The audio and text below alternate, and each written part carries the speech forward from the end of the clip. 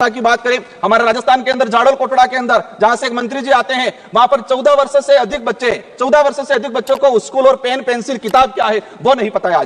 आज देखा गया है यूनेस्को की एक रिपोर्ट में देश में 35% आदिवासी बच्चे ड्रॉप आउट हो रहे हैं और राष्ट्रीय औसत 12% है। 8%, मात्र 8% आदिवासी युवा उच्च शिक्षा की पढ़ाई पूर्ण कर पा रहा है। देश के अंदर देखा गया है वर्तमान में कि 85% आदिवासी परिवार की पहली पीढ़ी पढ़ रही है और 20% आदिवासी ऐसा है जिनकी पहली पीढ़ी भी आज पढ़ाई नहीं कर पा रही है। बकाया छात्रवृत्ति 2 साल से छात्रवृत्ति नहीं आ रही। हमारे राजस्थान के अंदर केंद्र से बजट रिलीज नहीं हुआ है। राष्ट्रीय विदेश छात्रवृत्ति योजना शुरू की 2013 के अंदर 20 बच्चे जा रहे थे आदिवासी समुदाय के, मैडम 1 मिनट का रहा है, और आज भी 20 बच्चे जा रहे हैं। 2013 में हमारे देश से विदेश में 1,90,000 बच्चे पढ़ने जा रहे थे। आज 2024 के अंदर 13 लाख जा रहे हैं, लेकिन आदिवासियों के लिए वो 20 सीटें हैं, वही 20 सीटें आज तक वो बढ़ाई नहीं गई है। काल के अंदर देखा गया है कभी माओवादियों के नाम से, कभी नक्सलवादियों के नाम से मारा जाता है। एट्रोसिटी में कई आदिवासियों को मारा गया।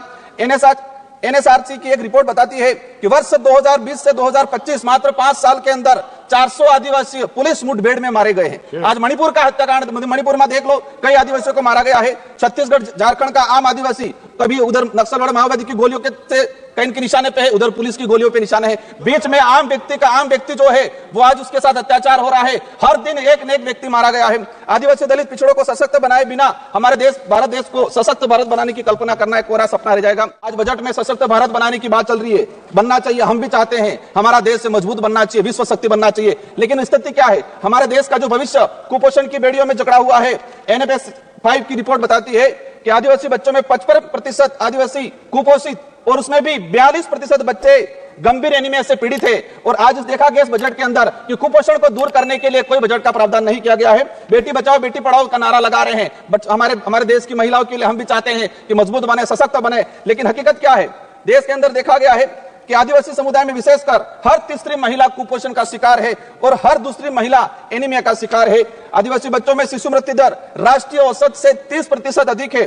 5 वर्षों से कम उम्र के आदिवासी बच्चों की मृत्यु का अनुपात राष्ट्रीय औसत से 61% अधिक है। राष्ट्र में अंतिम में कहना चाहूंगा, नरेगा के अंदर इस बार देखा गया बजट कोई नहीं बढ़ा गया है। नरेगा की मजदूरी 200 रुपए मिल रही है, उसको 600 रुपए तक किया जाए और 100 दिन का जो रोजगार है वो 200 दिन तक किया जाए। साथ ही आंगनबाड़ी कार्यकर्ता से हर प्रकार की सर्वे करा जाता है, सेंट्रल गवर्नमेंट इसको हैंडओवर करे और आंगनबाड़ी कार्यकर्ता सहायिका को एक राजकीय कर्मचारी का दर्जा दिया जाए और उसको नियमित करके भुगतान किया जाए। जल जीवन मिशन की बात हो रही थी, लेकिन ट्राइबल इलाके के अंदर 27% टारगेट अभी तक पूरा हुआ है, वो भी सैंक्शन धरातल पे पानी नहीं पहुंचा थी। संविधान के अंदर जो प्रावधान है 5वीं अनुसूची और 6वीं अनुसूची का और विशेषकर पैसा एक्ट को उसको धरातल पे लागू करने की सख्त जरूरत है। सभापति महोदय, देश के अंदर देखा गया है विस्थापन की जो समस्या, भारत देश में विकास के नाम से सबसे ज्यादा अगर कोई विस्थापित हुआ है तो आदिवासी समुदाय विस्थापित हुआ है। एक survey report Indian social institute की एक रिपोर्ट के अनुसार बताया गया है कि वर्ष 2010 से 2025 तक 15 सालों में 15 लाख आदिवासियों को विकास के नाम से विस्थापित किया गया है। वर्ल्ड बैंक की रिपोर्ट में बताया गया है कि विस्थापन आदिवासी समुदाय में से 50% आदिवासी परिवार पुनः विस्थापित नहीं हो पाते हैं। साथ ही भारत देश में एक सर्वे रिपोर्ट में आया है कि जो आदिवासी समुदाय है अपने जीवन काल के दौरान कम से कम 50% आदिवासी एक उम्र के अंदर 2 बार विस्थापित होते हैं।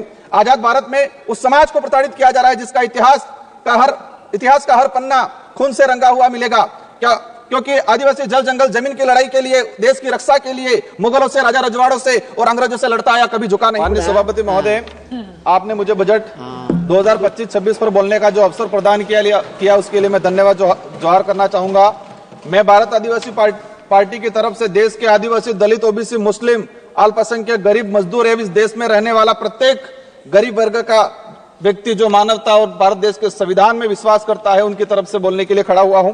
आज देश का पढ़ा लिखा, डिग्रीधारी, शिक्षित, बेरोजगार युवा 200-300 रुपए में दिहाड़ी मजदूरी करने के लिए मजबूर हो रहा है और जो दूसरी तरफ जो विदेश में जा रहे हैं जो रोजगार के लिए, वो दोबारा पैरों में हाथों में बेड़ियां लेकर वापस लौट रहे हैं। ये हमारा देश की स्थिति है, पढ़े लिखे विशेषकर बेरोजगारों की। आदिवासी समुदाय ने जितना प्राकृतिक आपदा का कहर नहीं झेला है, उससे ज्यादा हजारों सालों से शोषण, अत्याचार, विस्थापन जैसे मानव निर्मित आपदाओं के कहर से जूझा है।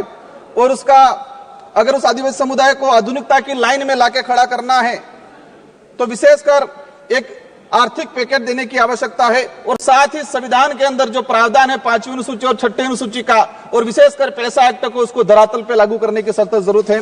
सभापति महोदय, देश के अंदर देखा गया है विस्थापन की जो समस्या, भारत देश में विकास के नाम से सबसे ज्यादा अगर कोई विस्थापित हुआ है तो आदिवासी समुदाय विस्थापित हुआ है। एक survey report Indian social institute की एक रिपोर्ट के अनुसार बताया गया है कि वर्ष 2010 से 2025 तक 15 सालों में 15 लाख आदिवासियों को विकास के नाम से विस्थापित किया गया है। वर्ल्ड बैंक की रिपोर्ट में बताया गया है कि विस्थापन आदिवासी समुदाय में से 50% आदिवासी परिवार पुनः विस्थापित नहीं हो पाते हैं। साथ ही भारत देश में एक सर्वे रिपोर्ट में आया है कि जो आदिवासी समुदाय है अपने जीवन काल के दौरान कम से कम 50% आदिवासी एक उम्र के अंदर 2 बार विस्थापित होते हैं।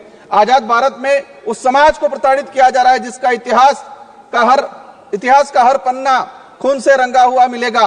क्योंकि आदिवासी जल जंगल जमीन की लड़ाई के लिए, देश की रक्षा के लिए मुगलों से, राजा रजवाड़ों से और अंग्रेजों से लड़ता आया, कभी झुका नहीं। लेकिन आज उनकी हालत बेहद बेहतर है। पिछले 10 सालों में भाजपा सरकार द्वारा धर्म की आड़ में कलम कागज के हथियारों से आदिवासियों के अधिकार, जल जंगल जमीन को हड़प कर आदिवासियों की मानसिक, आर्थिक, बौद्धिक हत्या करने का काम किया गया है। सभापति महोदय, आज बजट में सशक्त भारत बनाने की बात चल रही है। बनना चाहिए, हम भी चाहते हैं हमारा देश मजबूत बनना चाहिए, विश्व शक्ति बनना चाहिए। लेकिन स्थिति क्या है? हमारे देश का जो भविष्य कुपोषण की बेड़ियों में जकड़ा हुआ है।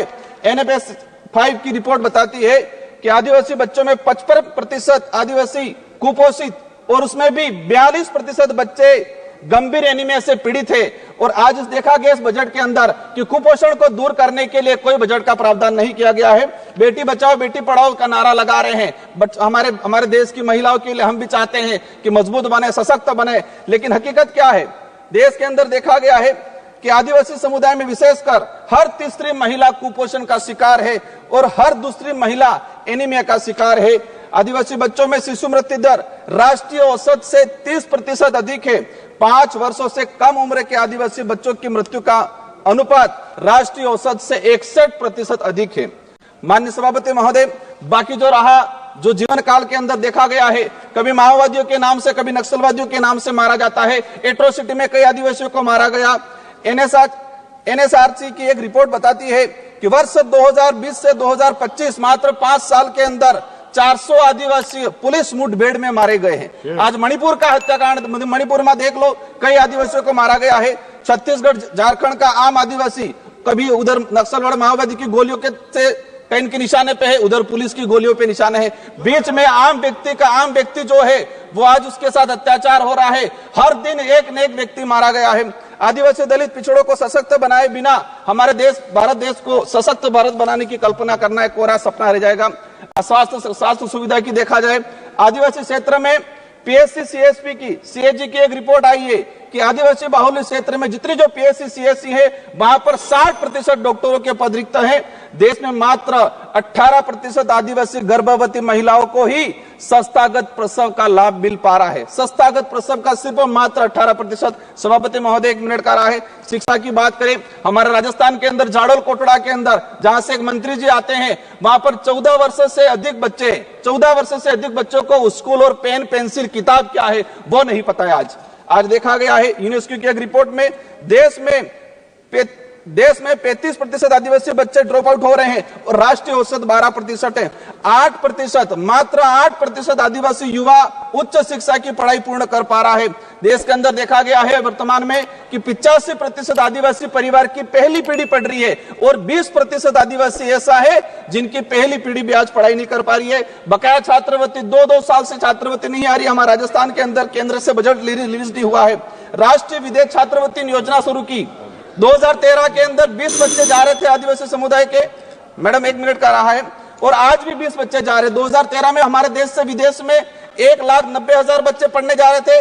आज 2024 के अंदर 13 लाख जा रहे हैं। लेकिन आदिवासियों के लिए वो 20 सीटें हैं, वही 20 सीटें आज तक वो बढ़ाई नहीं गई है। राष्ट्र में अंतिम में कहना चाहूंगा, नरेगा के अंदर इस बार देखा गया बजट कोई नहीं बढ़ा गया है। नरेगा की मजदूरी 200 रुपए मिल रही है, उसको 600 रुपए तक किया जाए और 100 दिन का जो रोजगार है वो 200 दिन तक किया जाए। साथ ही आंगनवाड़ी कार्यकर्ता से हर प्रकार की सर्वे करा जाते हैं, सेंट्रल गवर्नमेंट इसको हैंडओवर करे और आंगनवाड़ी कार्यकर्ता सहायिका को एक राजकीय कर्मचारी का दर्जा दिया जाए और उसको नियमित करके भुगतान किया जाए। जल जीवन मिशन की बात हो रही थी, लेकिन ट्राइबल इलाके के अंदर 27% टारगेट अभी तक पूरा हुआ है, वो भी सैंक्शन धरातल पे पानी नहीं पहुंचा है। अंत में कहना चाहूंगा, एकलव्य मॉडल की बात चल रही थी। हम चाहेंगे अभी घोषणा के स्वागत करते हैं इस बात का, लेकिन उसको धरातल पे इंप्लीमेंट बहुत जल्दी होना चाहिए। किसानों की बात है, देखा गया किसानों पे गोलियां बरसाई जा रही। किसान क्या डिमांड कर रहा है? एमएसपी की डिमांड कर रहा है। किसान चाहता है जो खेत में जिस मेहनत से उसने कमाया है सभा की